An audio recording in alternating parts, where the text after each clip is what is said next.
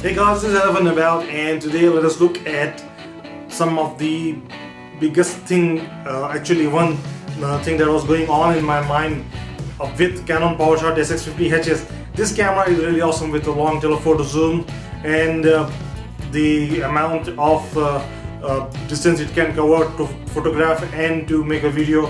So is this camera is for everyone, or is it just a point where it looks like if it is just a gimmick on the camera? So if the zoom, the amount of zoom it has, like the 50x zoom is gimmick or not, let us discuss that point.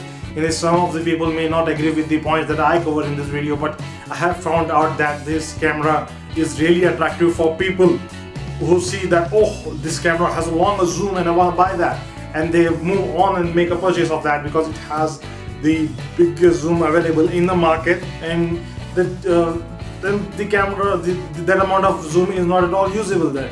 It does not even come to the use. So now let us move on and see three categories where this camera could be put to use. First, we'll see the YouTube category. In this category, people tend to make videos with their cameras and or to film for the YouTube and share their opinions and all that.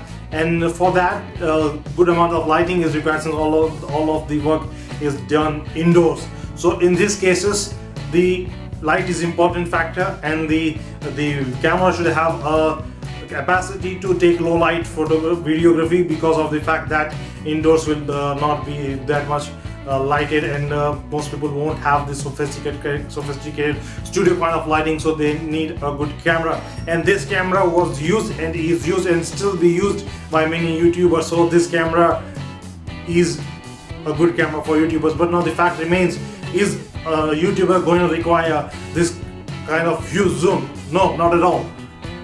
The YouTuber does not at all require this kind of zoom, and 50x is not at all the game changer for him, because of the fact that he'll be very near to the camera, and that distance does not justify buying a 50x zoom camera. But most of the people bought it because of the video quality, not for the zoom factor. So this zoom factor for those people is just a gimmick. And now let us move on and see those indoor photographers who take photos for the birthdays, the parties, and all that scenes.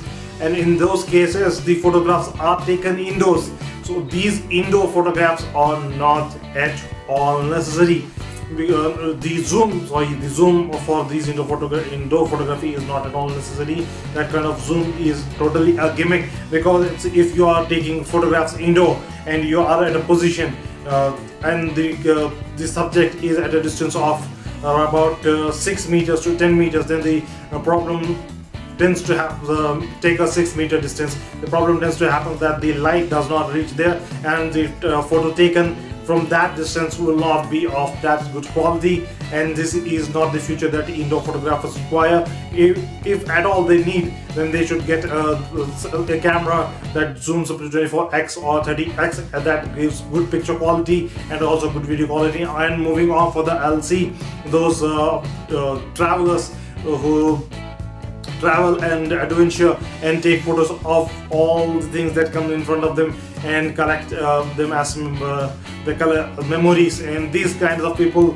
do need a lot of zoom, because of the fact that if they are going to visit a zoo fort and they see a distance minaret or any other wall that is broken or something, and the distance is too far away, and that kind of time they want to snap that picture, and they may need to zoom at that point. So these guys require, and this is not a gimmick at this point.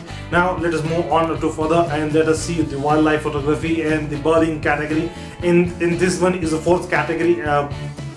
In this case, the zoom is compulsorily required if the birding is happening with a long distance, and if the photography is happening at a long distance, then this amount of zoom is required. So I covered 4 categories here, and out of that 4 categories, 2 categories suggest the use of the zoom, and 2 categories do not tell anything about the usage of the zoom in this all the 4 categories. So it means that it is the ratio is 50-50 but but if you are an indoor photographer or if you are a YouTuber, you look for the quality, and the quality is already available in many of the cameras that launched after this one. If you bought this one prior to the launch of those cameras, and if you think that is best camera, at that time it was the best camera, but now there have been a lot of cameras that came out after this one and have good video quality, and this one